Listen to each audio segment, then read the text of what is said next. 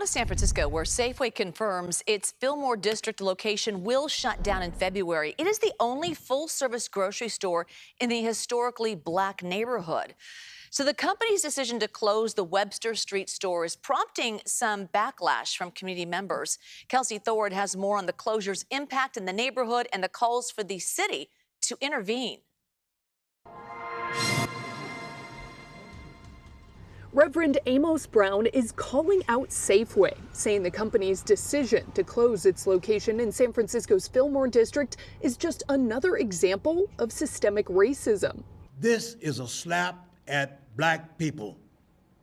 And we are saying, we see it, we feel it, and the world needs to understand.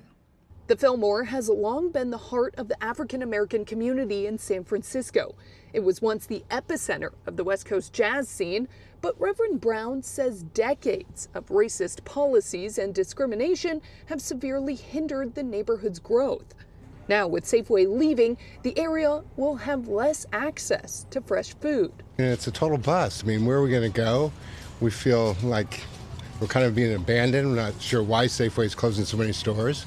Market in Fillmore, they have one Safeway. And Potrero have one Safeway, too. That's pretty far from here. It's very far over there, yeah. So I don't know where I'm going now.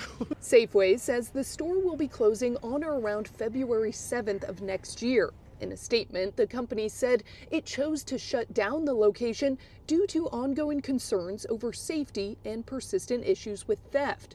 Reverend Brown says that reasoning doesn't make a lot of sense to him. There's been crime out there in the Castro at that store of shoplifting. There's been crime in the marina where there's been theft, but they didn't close those stores.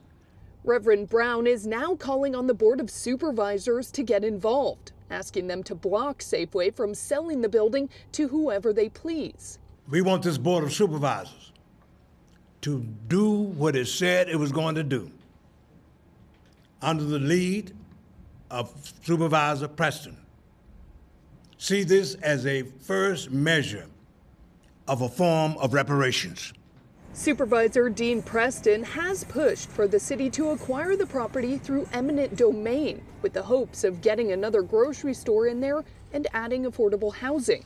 Reverend Brown says the most important thing to him is that the local community has a say in whatever ends up replacing the Safeway.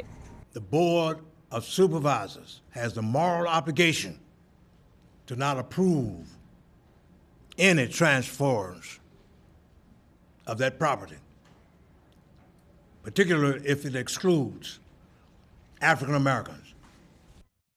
Safeway plans to sell the property to a real estate developer to turn it into mixed-use housing and also retail space. It's not yet clear if that sale is final.